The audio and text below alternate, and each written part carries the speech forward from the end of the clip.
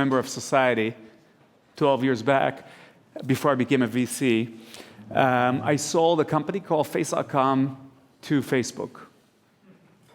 It was a massive face recognition engine. We uniquely recognized 160 million people, 52 billion images tagged. And when we joined, we doubled the machine learning team of Facebook. We had to, they had to. Very different times.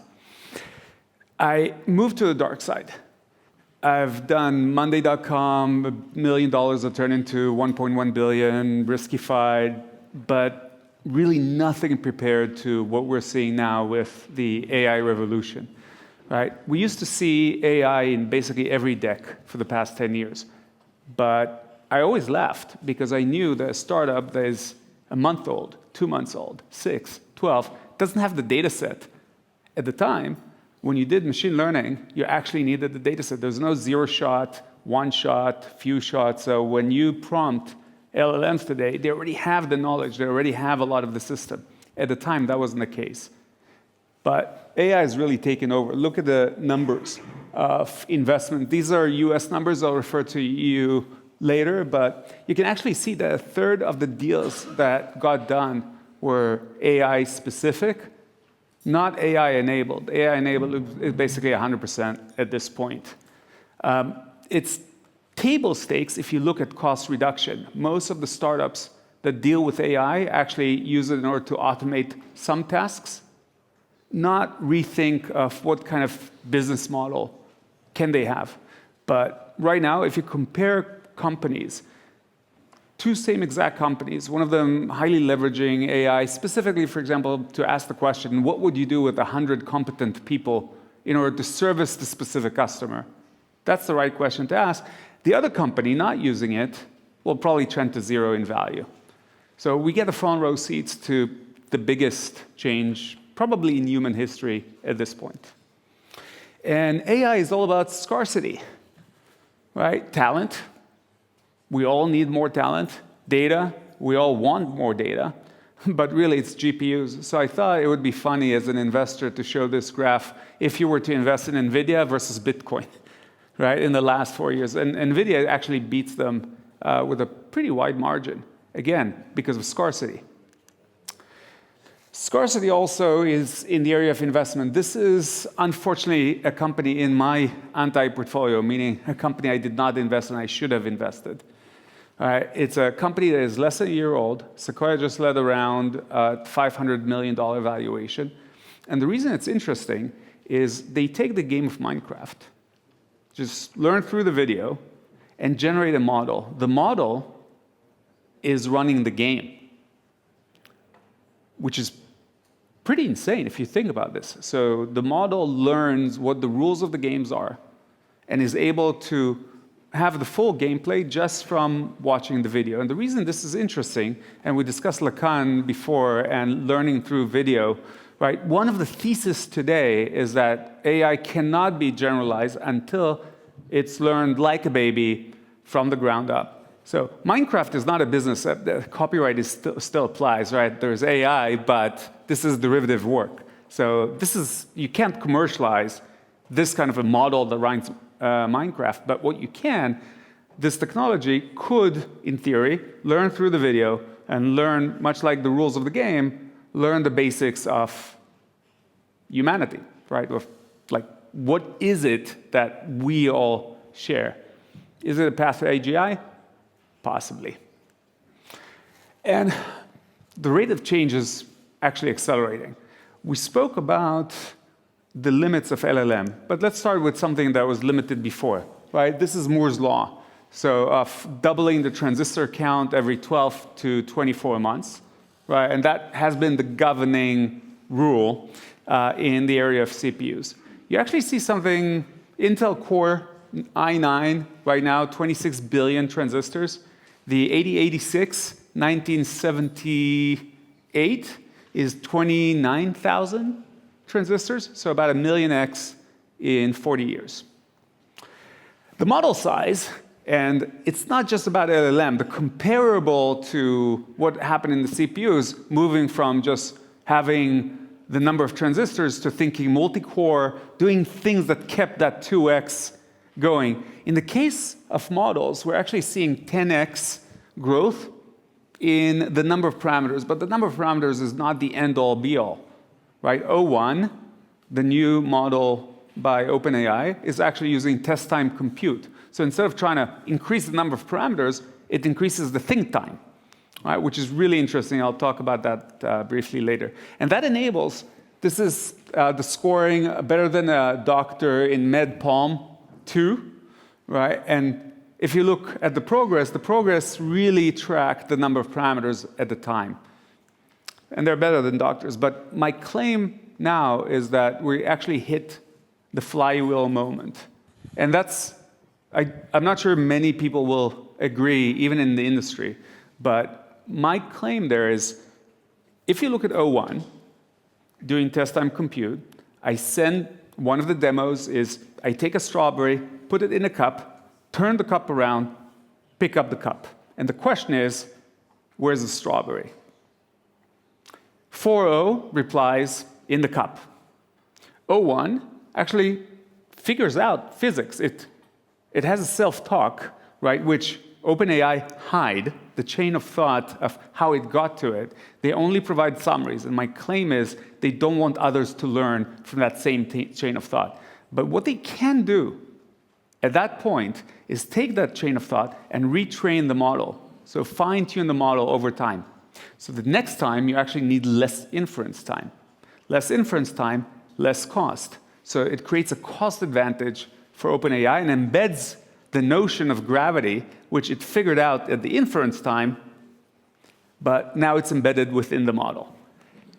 And once, in almost every industry, once you hit the flywheel moment, where it self-improves, you hit the exponent. Now, it doesn't matter whether it's going to be with LLMs, whether it's going to be with different models, but if you agree that we hit the flywheel effect, then this is a great time for VCs and startups. Us investors, we love disruptions. Actually, as you mentioned, the board of trustees of Bank Inter Foundation. When I first joined, I love the word disruption, and it took me a while to understand that bank actually hates the word. Right? For a bank, disruption is a bad thing. For startups, it's a great thing.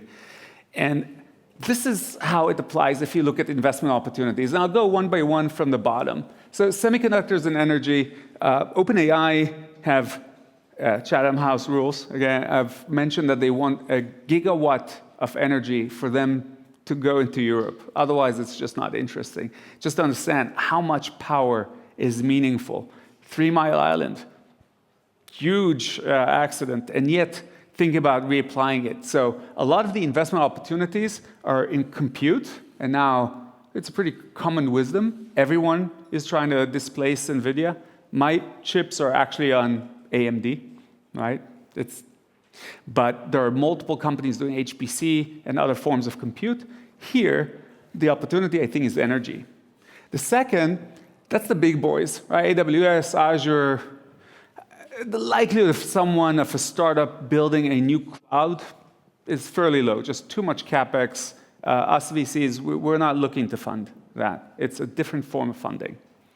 The interesting thing, if Mistral as a regulatory arbitrage, right? If Europe actually holds to not allowing US AI to do processing, maybe Mistral has an opportunity, but otherwise, it's the world's fastest depreciating asset foundation models.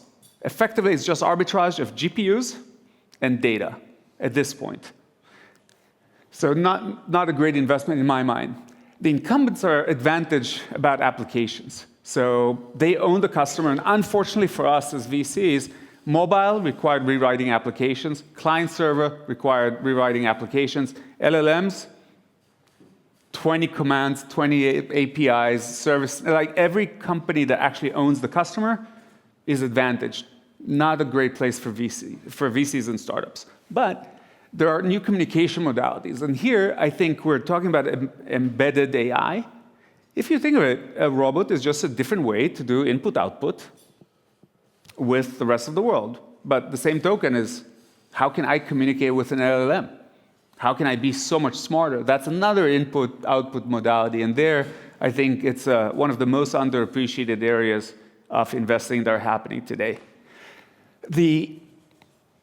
I won't go into the areas because I am minded about time, but one thing that you should take into account is that AI is both deflationary, but it's also a destabilizing force. So cyber, which you'll talk about tomorrow, there are strategic cyber attacks that are happening, what's called the APT, the persistent threat, that are ongoing because now you don't actually need to have humans to do it, right? That's an example, but it also redistributes wealth, especially if you look at unemployment and who will own the GDP and how will it get redistributed. So for us, when we look at this, it's saying, okay, well, if there's unemployment and UBI can't work, can we invest in reducing cost of living startups? Because at that world where your GDP actually goes to the more AI-enabled people, who wins? And how can we make investments into that new world? Which brings us to geopolitics, and I'll do that briefly. This is EU, US, and China. If you look at papers, actually the EU and US are comparable, and China kicks everyone's ass as far as AI-led papers that go out. And yet, it's meaningless, because if you look at actual investments, this is the United States versus Europe versus China. In 23, the US had 8 times China investment, and more than 8 times EU, 10 times the EU. So how come? And my claim would be that it's all about regulation, right? So the EU is basically, look at 21, as early as 21, taking out a regulation to something that hasn't evolved yet and wasn't even taking GPT into consideration, which is mind-boggling. The US is looking at output. Effectively, what the US is doing is saying, we want to have a tripwire in case AGI comes. We want to know, in which case we need to act as a country. So it's output limitations. While here's the graph of the EU. First draft, busy work when the field, I claim, has flywheel effects. And what happens if 30% of GDP is AI-based? Do you really think that China will limit themselves? Right? And do you want to be in a structural disadvantage when military powers actually can move faster because they have access to AGI? And what happens as you start hitting super alignment, right? Should you actually slow down? Because they will not slow down. So that's really the issue, because it goes back to my claim that it's the fastest moving change in the history, at least I know, of compute. So if I just finish with takeaways, as investors, we're looking from the outside in, pushing money into the system, while the EU is busy regulating something that just doesn't happen. Look at the number, look at the investments, look at what's going on. Basically, you're holding yourself back. And it's speeding up. So, meanwhile, just good luck to us all. Thank you.